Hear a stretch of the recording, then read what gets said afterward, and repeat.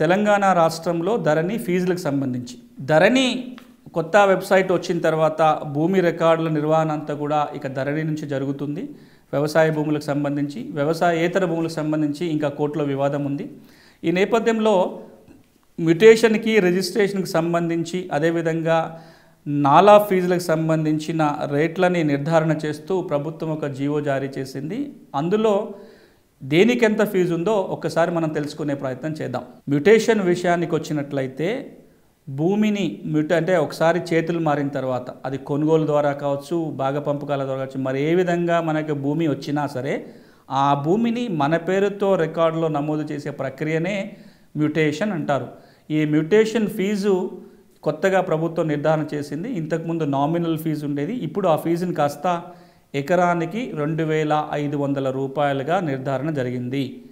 ఏ భూమినైనా మన పేరుతో మ్యుటేషన్ చేయించుకోవాలనుకుంటే చట్టబద్ధంగా హక్కులు ఉండాలి. ఆ హక్కులు మనకు దఖలు పడినట్లయితే మ్యుటేషన్ చేయించుకోవడానికి ఎకరానికి 2,500 రూపాయలు ఫీజు కట్టాల్సి ఉంటుంది. అదేవిధంగా మనకి పాస్ పుస్తకం కావాలి అంటే ఇప్పటికే కనుక రైతు దగ్గర పట్టాదారు పాస్ పుస్తకం ఉన్నట్లయితే ఇంకా ఎన్నిసార్లు భూమి పొందినా అదే పాస్ పుస్తకంలో నమోదు చేసి ఇస్తారు. కొత్తగా పాస్ పుస్తకం కావాలన్నట్లయితే 300 రూపాయలు ఫీజు చెల్లించాల్సి ఉంటుంది పట్టాదారు పాస్ పుస్తకం కోసం. నాలా ఫీజు విషయానికి వచ్చినట్లయితే హైదరాబాదులో భూమి బేసిక్ విలువలో 2%, హైదరాబాదు బయట 3% నాలా ఫీజుగా కట్టాల్సి ఉంటుంది.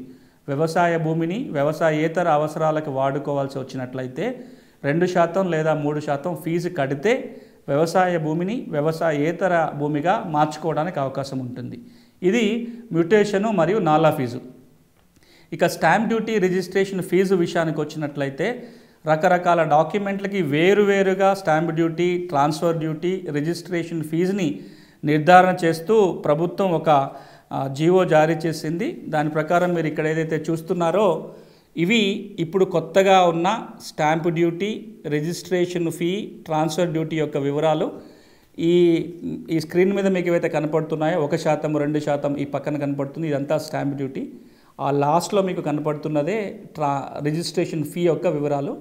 మధ్యలో ఉన్నది ట్రాన్స్ఫర్ డ్యూటీ వివరాలు. ఇవన్నీ కూడా ధరణి వెబ్సైట్లో అందుబాటులో ఉన్నాయి. ఈ ఫీజు వివరాలు పూర్తిగా తెలుసుకోవాలనుకున్నట్లయితే ఏ డాక్యుమెంట్కి ఎంత ఫీజు ఉందో తెలవాలి అంటే ఒకసారి ధరణి వెబ్సైట్కి వెళ్ళి పరిశీలన చేయండి. అందులో ఈ ఫీజు వివరాలన్నీ కూడా ఉన్నాయి.